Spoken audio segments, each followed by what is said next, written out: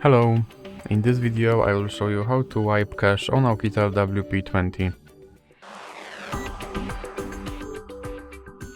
So to wipe cache on this device you have to start with powering off your device.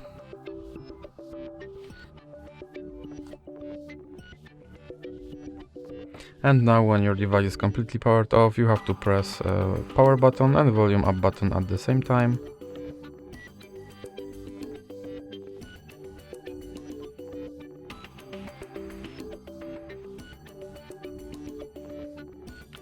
And in this menu you have to navigate using volume up button and confirm your choice by pressing volume down. So navigate to recovery mode and then press volume down button.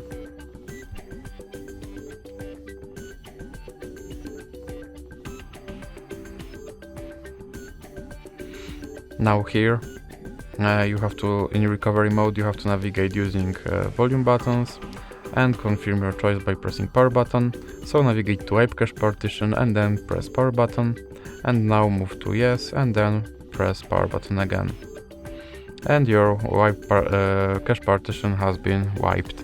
So that's it for this video. If you liked it, please remember to leave like and subscribe.